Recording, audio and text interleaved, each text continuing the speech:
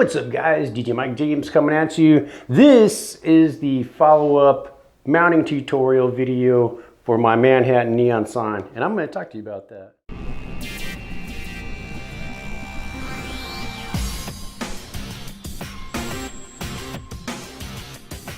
What's up guys, DJ Mike James coming at you. I wanted to go over a little bit. I know I had posted just a quick post and a picture on my YouTube about getting this Manhattan neon sign mounted up, and I did kind of a unique thing as far as like mounting this to a TV bracket. As you can see here, this is the TV bracket that I got, the hang on 19-inch to 50-inch mounting bracket. And as you can kind of see on here, the actual mount itself is mounted to my wall at home. But I kind of wanted to go over this with you just so you can sort of see your options. And plus I wanted to talk about the hardware that comes with your Manhattan neon sign and some things to watch for on that. So as I put down my little protective mat here, I just wanted you guys to be able to see the back of this. We can pull our camera in a little bit, you'll be able to see that I got the X bracket style of mount. Now these two little screws right here are what actually mounts it to the TV bracket. So that is a full pull out and tilt TV mount. And I can also kind of tilt that up and down. And that's just for kind of keeping it off the ground and keeping it stored at my house. I want to go over real quick some of the things. As you can see, I did bring an O clamp with me, and I'll get into this a little bit with my speaker stand right here to show you what I did to end up being able to mount this with an O clamp or with a couple O clamps if I really wanted to do it that way. First thing I want to cover though is going over the Manhattan neon hardware that they send you. Now there's something to be said about this. I mean, they do give you a picture hanging bracket, and people were asking me about the mounting hardware that came with it, and I kind of want to show you this pack that they give you. So as you look in here, I don't think they sent these washers, but they send you these little aluminum, looks like brushed aluminum mounting hardware, and it's a two-piece, which of course on the mounting holes that they give you on this is a two-piece that sort of screws together, you know, with the two little rubber grommets to, you know, sandwich on either side of your neon sign, with this being acrylic or plexiglass or whatever that is.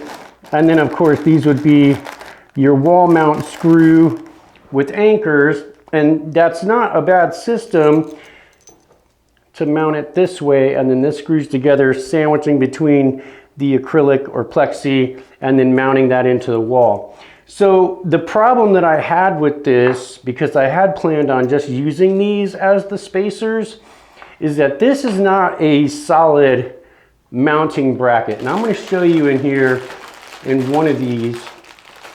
On what ended up happening was that, as you can see, there's a bottom side to these, and that's supposed to hold your screw in and mount it to the wall. But it's just a little washer that's like kind of set in there, and you can see it just pulled right out when I was trying to mount that. And I wanted you guys to get a look at this. This one still has the little washer in it. This is the one, it just fell out. So with that falling out of there, this thing will just hit the ground. So I want you to be real careful with these. This should be a solid piece of aluminum or a solid piece of, you know, brushed nickel plated stainless or whatever this is.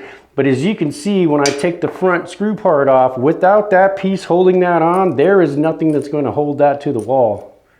So be real careful with these mounts. This should be solid. I don't know why it's just a little washer insert. I want to show you that again. And this is also what sort of motivated me to go in a different route, you know, when I was figuring out the mount for this. So let me go over it a little bit with you. I like to be able to use this mobily. So if I want to put it up on my truss, or if I want to put it on my speaker stand or something along those lines, I went ahead and used this X pattern mount. Now that's only going to be dictated by where they put your mount holes on your, on the back of the plexi itself. which I don't need any of that hardware because I'm not going to use it. But again, be real careful with these mounts. They do give you a picture frame style mount too, with some cabling and wires or whatnot, but I typically don't really want to do that. So in continuing with this X style bracket, of course, this didn't marry up exactly the way that it needed to be. Keep in mind, this TV mount, I mean, it's relatively inexpensive. I think it was like $28.99 or something like that. And there is a bigger one that you can get, but it's like 70 bucks. And, you know, I didn't really want to have to spend that much. I probably could have fabricated something up, you know, but to have this already kind of in place. Now, typically, if you look, there's little tabs that would fit in these slots, and that would allow you to adjust straight up and down, you know, at different angles to be able to mount to a television. But since these were not lined up, which would have been way easier, so if the mounting holes had been like directly over one another, or even a little more evenly spaced out, like if they would have brought these in a little bit closer, this probably would have married up a little bit better to it. But I didn't necessarily worry about that, because if you guys know me personally, we'll just go down to the shop and we'll fab something up, and that's exactly what we ended up doing with this. So first thing we had to do was hammer out the tabs, because as you can see, we've got an extra bolt here, and that's holding this plate. So we did find a position where these holes would line up with this, of course on this angle, but it had us push these back. So if you can look down in there, I'm not sure if you'll be able to see that. So to hold this in place, I just drilled a little pilot hole and put these two little screws in here. So these two screws are holding this bracket in place. So there's not a lot of play in that one way or the other. And then these at their max setting, in fact, I think we drilled an extra hole. Plus we had to hammer the tabs out to stretch these out long enough where they would line up with these top two. And that ended up working out really well, as you can see. My only issue is that you can see through it, you know, with the clear acrylic or whatever. And I know that in the last video that the brightness of this neon does not translate, only because the camera's auto adjusting for the light. And so as we go brighter and brighter, the camera's just adjusting that brightness out so it looks almost exactly the same. But at 100% power, this thing is blinding. I'm telling you, it's blinding. And this also gives you a little better look at how I've got these mounting brackets mounted up on here, where this one's pushed back so they line up exactly with these holes. We drilled these out for, you know, kind of have a set foot screw there, and then our pivot screw, which we widened those out a little bit and got better hardware to hold all this together. And I ended up just going to the hardware store and buying like 5/16 2-inch or 2.5-inch for these, because they had to go all the way through. And plus, when you get your TV mount kit, you're going to have a bunch of different mounting options and spacers, and that's really nice on these universal sets, because that's what I ended up doing. Was I ended up just using their universal spacer in here. I bought washers and bolts and lock washers and lock nuts, and then rubber gaskets, so that I'm not actually pressing on that acrylic. And then once I got that tight, just to where it wasn't moving, because I was deathly afraid of cracking this acrylic or this plexiglass, because I absolutely did not want to do that. So as far as like the mounting hardware goes, this is all going to predicate itself on what size your neon is. You know, is it long? Are your mounting holes straight up and down? Are they kind of in this X pattern like mine are, and sort of offset? Again, if they would have brought these in just a little bit, I wouldn't have probably had to manipulate this bracket as much as I did. But this allows me not only to put it on the TV mount itself, but if you notice that hole I drilled there in the middle, that's for my O-clamp. And that means I can clamp it on to, this happens to be one of my speaker stands, and I'll get into that a little bit as far as being able to mount this up, get it on the speaker stand, and I can take this anywhere with me, or put the O-clamp on it, put it up on my truss. So I'm gonna get into that right now with you, and I'm gonna get this O-clamp mounted up here real quick, get it up here on the stand, and talk to you a little bit about that. All right guys, so as you can see, I've got my O-clamp mounted up here to my TV bracket. And again, I drilled the hole in this in this plate, and I do have room that I could put 2 more holes if I wanted 2 O clamps, you know, as far as putting it up on my truss or something like that. And I'd have them, of course, in that application, I'd have this straight up and down, but I have the O clamp on here sideways, and you just can barely see. I left with the TV spaces I put in there, I got just enough room to hold this, get that wing nut nice and tight on the front of that. And then now I've got this clamped or mounted to the TV bracket to an O clamp. Now, I want to talk to you a little bit about the O clamps and your speaker stands. Typically, the standard measurement on a speaker stand is 1 3/8.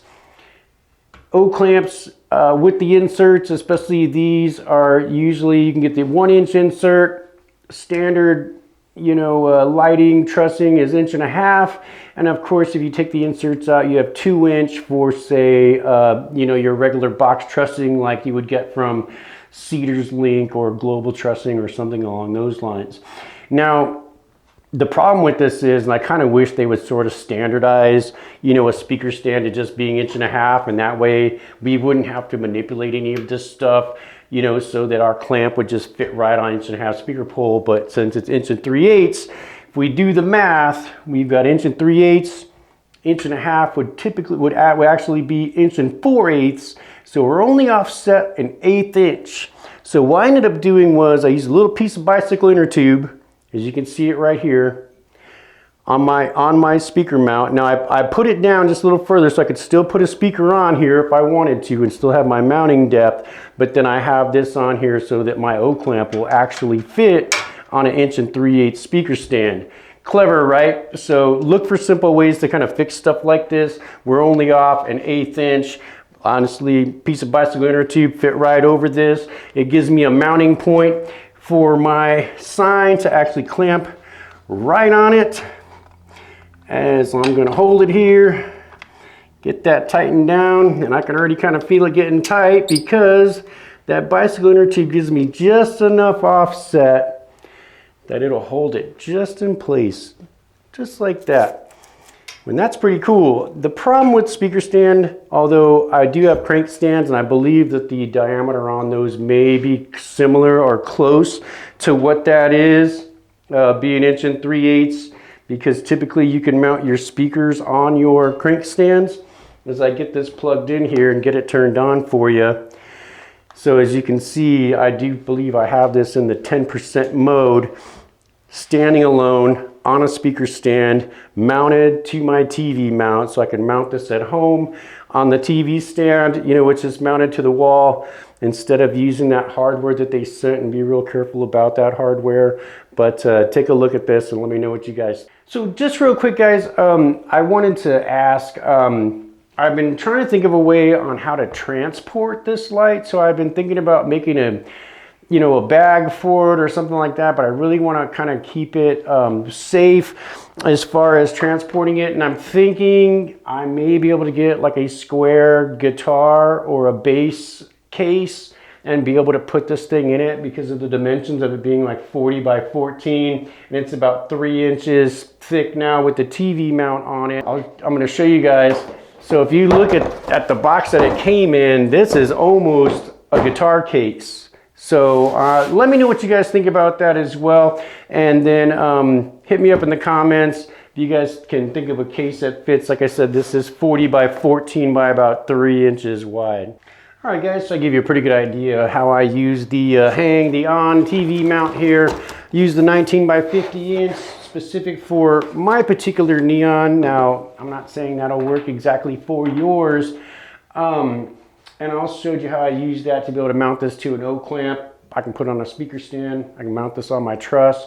Another thing I'm considering doing is, since my acrylic came clear, I'm thinking about possibly tinting the back of this just with like some regular like automotive car tint. And then that way you won't see the, the bracket as much. And again, when this thing's flashing or in any of the other modes, especially when it's at high, you don't really even see it. I mean, it'll be up on a truss or it'll be on this stand behind me or something along those lines as we get into this, because I know this is actually a pretty cool effect on the on the camera as you see the strobe action on this light. But let me know in the comments, guys, what you think about maybe, I thought about painting it, but I don't want to do anything super permanent to the back. So I'm also considering, like I said, I've got a roll of automotive tint and just tinting this acrylic because it is flat on the back. It's nice and clean and flat. Just clean this up real nice, throw some tint on the back of it, and you'll never even see that mount back there.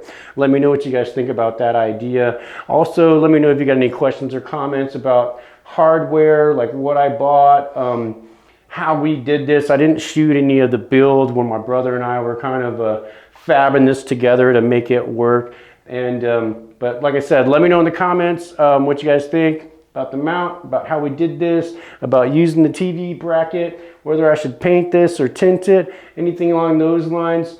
Like always, thanks for watching my channel. Like, comment, and subscribe. I'll catch you on the next one.